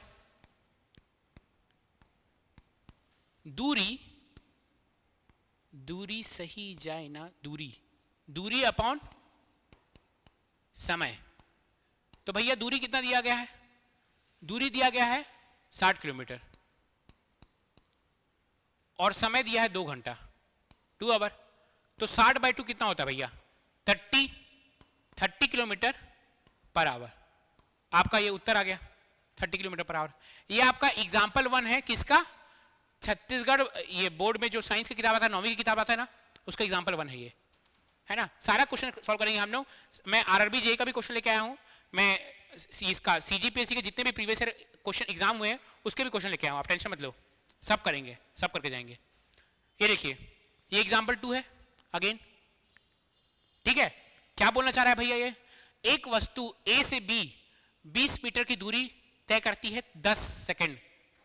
अरे, एक वस्तु ए से बी 20 मीटर की दूरी 10 सेकंड में तय करती है तथा बी से ए वापस आने की 6 सेकंड लेती है, तो उसकी औसत चाल क्या होगी? औसत चाल मतलब एवरेज स्पीड, औसत चाल या एवरेज स्पीड। क्या हम लोग पढ़े formula? Total distance upon total time, है ना। टोटल डिस्टेंस, जितना भी हम लोग दूरी है, जितनी भी दूरी सारों को ऐड कर देंगे, जितनी भी दूरी है, total distance upon total time. क्या क्या डिस्टेंस दिया है? ए से बी दिया है, ए से बी दूरी कितनी दिया है? ए से बी कितना दिया भैया? 20 मीटर। तो ए से बी की दूरी कितना दिया? ये 20 मीटर। और क्या बोल रहा है? ए से बी की दूरी जाने में पहले लेता है 10 सेकंड, जाने में लेता है 10 सेकंड और आने में लेता है 6 सेकंड। मतलब ये गया, मतलब पहले 20 मीटर गया और फिर वापस आया तो फिर 20 मीटर आया। मतलब पहले क्या, ए से बी गया तो 20 मीटर गया, फिर बी से ए आया तो कितना लिया? 20 मीटर। मतलब टोटल दूरी कितनी हुई? 40 मीटर हुई। अब ए से बी जाने में ये फर्स्ट टाइम में 10 सेकंड लिया है और वापस बी से ए जाने में 6 सेकंड लिया। 10 सेकंड और चल जा भैया 6 सेकंड। तो करेंगे 40/6, 40/16, सॉरी 40/16। तो आंसर आएगा 40, 2.5 मीटर पर सेकेंड, है ना। देखिए ये एवरेज स्पीड का, ये सब आपका सीजी बोर्ड का क्वेश्चन है। सीजी बोर्ड का साइंस का जो बुक आता है ना, उसका क्वेश्चन है। मैं इसके बाद क्लास के बाद सीजीपीएससी नॉलेज के टेलीग्राम चैनल में ना वो बुक डाल दूंगा, इसका पीडीएफ डाल दूंगा, ये पीडीएफ आपको मिल जाएगा, वह बुक डाल दूंगा, आप डाउनलोड कीजिएगा और खुद सॉल्व कीजिएगा, क्योंकि ये सब तो आपको पीडीएफ में मिलेगा नहीं, ये सॉल्व किया हुआ, ये खुद आप जाके सॉल्व कीजिएगा क्वेश्चन को, है ना। और आप इसी से रिवीजन कीजिएगा पूरा। आगे पढ़ते हैं। अब हम लोग भैया पूरा चाल उल पढ़ लिए, अब पढ़ेंगे वेग। जिस तरह से डिस्टेंस और डिस्प्लेसमेंट था, क्या दूरी और विस्थापन था, दोनों क्या था? दोनों एक तरह से दूरी ही नाप रहा था। क्या था? विस्थापन, सबसे छोटी दूरी। उसी तरह से स्पीड और वेलोसिटी है, चाल और वेग है। अगर हम लोग चाल का गति डायरेक्शन बता दे, दिशा बता दे, तो वो वेग बन जाता है। वेलोसिटी क्या है? वेलोसिटी या वेग क्या है?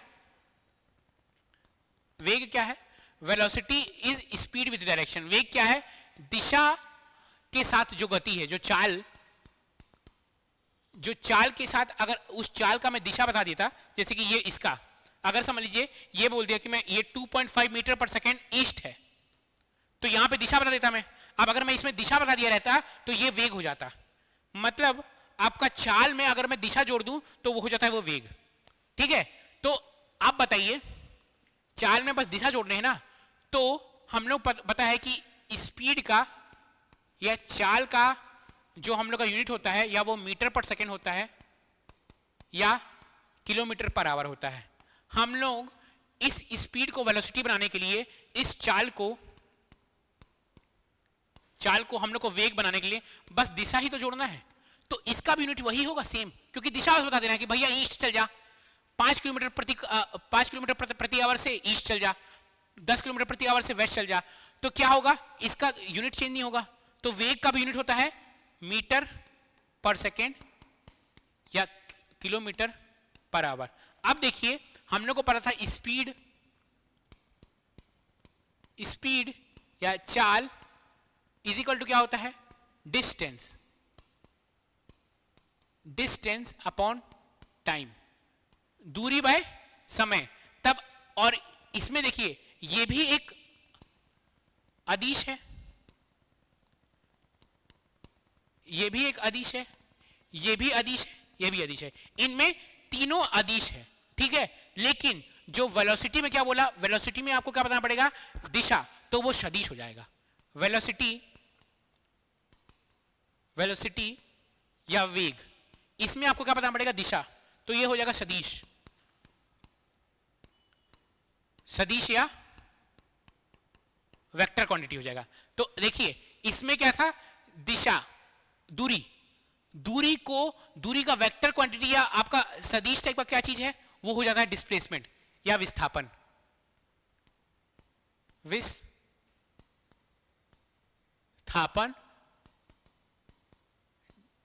डिस्प्लेसमेंट अपॉन टाइम, समय। तो आपका स्पीड होता है डिस्टेंस अपॉन टाइम, वेलोसिटी होता है डिस्प्लेसमेंट अपॉन टाइम। स्पीड या चाल या क्या होता है आपका दूरी बटे समय, वेग होता है विस्थापन बटे समय। दोनों का यूनिट क्या होगा, सेम होगा, मीटर पर सेकेंड या किलोमीटर पर आवर। इसका भी यूनिट क्या होगा, मीटर पर सेकेंड या किलोमीटर पर आवर। बस ये सदिश होता है, मतलब आपका ये वेक्टर होता है, यह अदिश होता है, मतलब ये आपका क्या होता है, स्केलर होता है। समझ में आया आपको? किसी भी चीज में अगर कोई भी डाउट है तो कमेंट में लिखिए, नेक्स्ट क्लास में वो डाउट मैं क्लियर करूंगा, है ना। अब देखिए हम लोग क्या पढ़े थे, स्पीड पढ़े थे, फिर औसत स्पीड पढ़े थे, मतलब हम लोग चाल पढ़े थे, फिर औसत चाल पढ़े थे। उसी तरह से हम लोग पढ़ते हैं औसत वेग।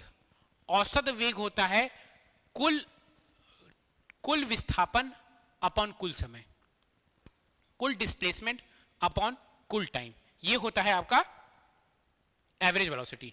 उस एवरेज स्पीड क्या था, टोटल डिस्टेंस, कुल दूरी अपॉन कुल समय। ये क्या होगा एवरेज विस्थापन, total distance, total displacement upon total time. चलिए आगे बढ़ते हैं हम लोग। अब ये क्वेश्चन सॉल्व करते हैं। ये क्वेश्चन है तीसरा क्वेश्चन। चलिए आप वीडियो को पॉज कीजिए और कमेंट कीजिए इसका आंसर। नेक्स्ट वीडियो में मैं इसका आंसर बताऊंगा। आपको देखते हैं कितना समझ में आ रहा है।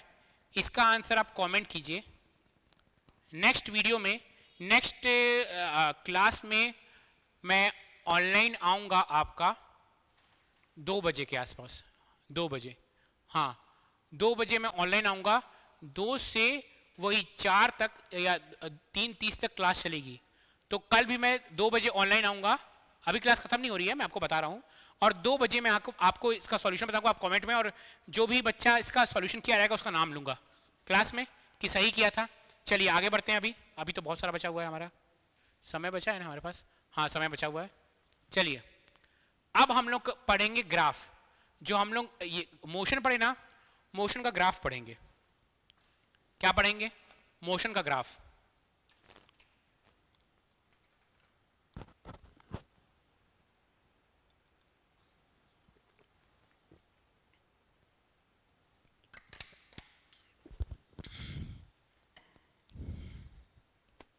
ये एक एग्जाम्पल है यूनिफॉर्म मोशन या समान गति का। एग्जाम्पल कैसे यूनिफॉर्म मोशन का एग्जाम्पल है, देखिए ये शुरू के 2 मिनट में 12 मीटर चलता है, 12 मीटर चल रहा है। फिर +2 4 हुआ, फिर 2 मिनट में फिर 12 मीटर तो 24 हो गया। फिर +2 6 हुआ, +2 करेंगे 6 मिनट, फिर 2 मिनट में फिर 12 तो 36 मीटर, +12 आ जा रहा है यहाँ पे +12। तो हर 2 मिनट में 12 मीटर की दूरी तय हो रही है। तो हर 2 मिनट में 12 मीटर की दूरी, मतलब ये क्या है, किसका है, यूनिफॉर्म मोशन का या समान गति का एग्जाम्पल है। अगर हम लोग इसको ग्राफ में प्लॉट करें, ग्राफ में यहां पे हम लोग डाल देते हैं दूरी और यहां पे आ जाते हैं हम लोग समय, 2 4 6 8 10 12, और यहां पे लिख दिया हम लोग दूरी में 12 24 36 48 60 72। तो देखिए 2 में 12, ये है 2 और ये 12, ये पॉइंट। फिर क्या है 4 में कितना है 24, फिर ये पॉइंट। फिर 6 में 36, फिर ये पॉइंट। फिर 8 में 48, ये पॉइंट। 10 में 60, ये पॉइंट। तो आपका देख रहे हैं एक सीधा लाइन बन रहा है। तो मैं कह सकता हूं कि यूनिफॉर्म मोशन या समान गति में आपका हमेशा सीधा पॉइंट बनता है। ये जो आपका यूनिफॉर्म मोशन है, ये वाला जो एग्जांपल था, मैं आपको यूनिफॉर्म मोशन दिखा देता हूं। ऐसा था, अगर आप हल्का सा भूल गए हैं यूनिफॉर्म मोशन, ये कहां गया, ये समान गति, एक समान गति या यूनिफॉर्म मोशन में आपका क्या था, एक समान गति या यूनिफॉर्म मोशन में आपका जो, अगर आप ग्राफ बनाते हैं एक समान गति या यूनिफॉर्म मोशन में, तो वो कैसा बनता है, वह बनता है एक स्ट्रेट लाइन। एक समान गति या यूनिफॉर्म मोशन में अगर आप ग्राफ बनाते हैं तो वो एक स्ट्रेट लाइन ग्राफ बनता है। ये देखिए स्ट्रेट लाइन ग्राफ। तो प्रश्न कैसा आ सकता है आपका परिचारक में कि अगर यूनिफॉर्म मोशन है या एक समान मोशन है या एक समान गति है, तो आपका डिस्टेंस, दूरी और टाइम ग्राफ, क्या वो एक सीधी रेखा बनती है, क्या वो एक तिरछी रेखा करती है, क्या वो एक वृत्ताकार बनता है, ग्राफ कैसा बनता है। तो ग्राफ क्या बनता है, एक स्ट्रेट लाइन सीधी रेखा बनती है ग्राफ, ठीक है। और इसमें आपका यूनिफॉर्म मोशन में क्या बोला मैं आपका, एक समान मोशन में हमेशा आपकी जो गति रहेगी, जो आपकी चाल रहेगी, चाल वो हमेशा कांस्टेंट रहेगी। कांस्टेंट मतलब वो कभी चेंज नहीं होगी। तो अगर आपको समझ लीजिए कि आपको निकालना है यहां पे आपको उसकी स्पीड निकालनी है, तो स्पीड क्या होती है, चाल क्या होती है, डिस्टेंस, दूरी बटे समय। अगर यहां पे इस पॉइंट बी में, तो इस पॉइंट बी में आपका यहां पे दूरी है, तो अगर आप दूरी देखेंगे तो दूरी है 60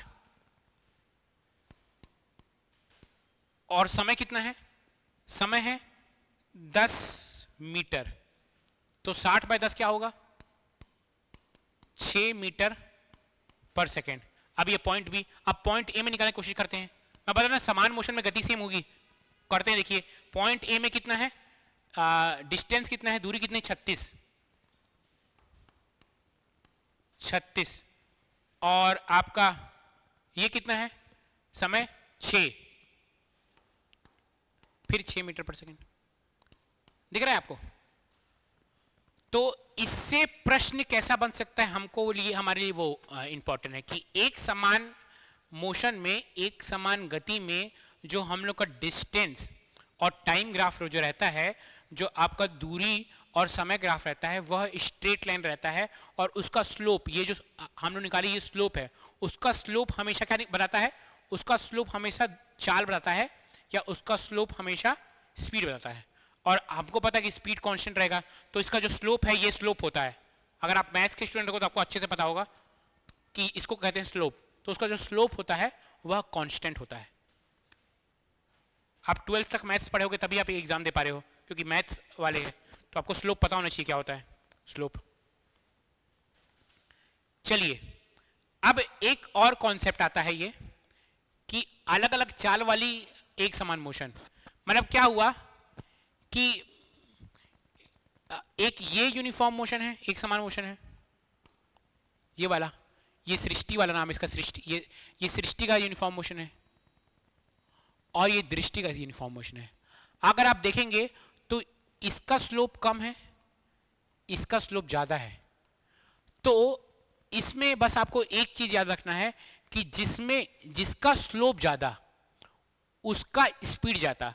तो अगर ऐसा डायग्राम बना के आपका, जिसमें ये समय है, टाइम है ना, ये डिस्टेंस है, ये दूरी है ना, ये दूरी है, ये समय है, और आपका दो सीधे सीधे लाइन बना दिया है। तो इसमें स्लोप कम है, इसमें स्लोप ज्यादा है। जिसका स्लोप ज्यादा उसका स्पीड ज्यादा। तो दृष्टि का स्पीड ज्यादा है सृष्टि से, क्योंकि दृष्टि का स्लोप ज्यादा है। तो इसमें प्रश्न ऐसे ही पूछ सकता है, क्या कर देगा कि ये आपको ग्राफ दे देगा और बोलेगा बताओ दृष्टि का स्पीड ज्यादा कि सृष्टि का स्पीड ज्यादा, और आपको बस चेक करना है कि किसका स्लोप ज्यादा, जिसका स्लोप ज्यादा उसका स्पीड ज्यादा, और आप आंसर बना के ला देंगे और आपका प्रयोगशाला परिचारक निकल जाएगा। यही सब चीज लिखा हुआ है, कहानी में पढ़ने वाला नहीं हूं। अब हम लोग असमान मोशन पढ़ लिए है, समान मोशन पढ़ लिए है। अब असमान मोशन का ग्राफ कैसा रहता है?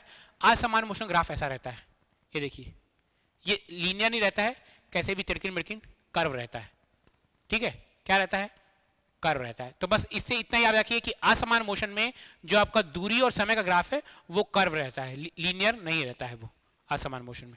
अगर आपको विश्वास नहीं कि नहीं रहता है तो आप बना के देख लीजिए, आप एक एग्जांपल ले लीजिए असमान मोशन का और ग्राफ बनाइए, आपको कर्व ही मिलेगा। ठीक है, चलिए नेक्स्ट पढ़ते हैं हम लोग त्वरण। क्या पढ़ते हैं? त्वरण। अच्छा, आई थिंक समय खत्म हो रहा है, 4 बजे दूसरी क्लास है, तो आज हम लोग क्लास को एंड करते हैं यहीं पास। इसके बाद हम लोग को त्वरण पढ़ना है, जो हम लोग अगली क्लास से पढ़ेंगे। त्वरण खत्म होगा हम लोग का, फिर हम लोग एक समान त्वरण पढ़ेंगे अगली क्लास में, एक समान त्वरण पढ़ेंगे। उसके बाद हम लोग कुछ ग्राफ पढ़ेंगे, उसके बाद इक्वेशन ऑफ मोशन पढ़ेंगे, और सीधे हम लोग फिर नॉन स्टॉप में क्वेश्चन लेके आए आपसे, आपके लिए। ये आपका पहले ये एमसीक्यू क्वेश्चन आपका जो छत्तीसगढ़ का साइंस का बुक है ना, आपका छत्तीसगढ़ बोर्ड का साइंस का बुक, वो क्वेश्चन है। उसके बाद एनसीईआरटी जो सीबीएसई वाले पढ़ते हैं उसके साइंस का बुक का क्वेश्चन है। उसके बाद हम लोग क्वेश्चन सॉल्व करेंगे सीधे, उसके बाद हम लोग सीधे व्यापम को क्वेश्चन सॉल्व करेंगे। ये व्यापम में क्वेश्चन आया हुआ है, ऐसे क्वेश्चन हम लोग कल ये सब क्वेश्चन सॉल्व करेंगे। और उसके बाद बस 15 मिनट का वो क्लास है, ये चैप्टर खत्म होगा, हम लोग सेकंड चैप्टर स्टार्ट करेंगे, force of law of motion. ठीक है, अगर आपको क्लास अच्छा लगा तो आप चैनल को लाइक कीजिए, सब्सक्राइब कीजिए चैनल को, उसको लाइक कीजिए, और कमेंट में बताइए कि आपको और क्या हम लोग कर सकते हैं। तो हम लोग और कुछ काम करेंगे जो भी आपको सही लगेगा। आपके प्रयोगशाला परिचारक के लिए आपको लग रहा है कि आपको कुछ और चाहिए या कुछ बेटर और कुछ चाहिए, तो हम लोग वो सब भी चीज़ करेंगे। आप कमेंट में जरूर लिख के बताइए कि आपको क्या करना है। ठीक है, नवंबर में आपका एग्जाम होगा, मोस्ट प्रोबेबली आपका 15 या 20 नवंबर के आसपास एग्जाम होगा। उससे पहले मैं आपको पूरा साइंस खत्म करवा दूंगा, आप इस चीज़ का टेंशन मत लीजिए। 2-2 घंटा क्लास लेके साइंस हम लोग खत्म करेंगे, और मैं आपको गारंटी देता हूं कि आपका 60 में 55 या 50 से 55 क्वेश्चन यहीं से फंसेगा। ठीक है, ठीक है, thank you, goodbye, take care.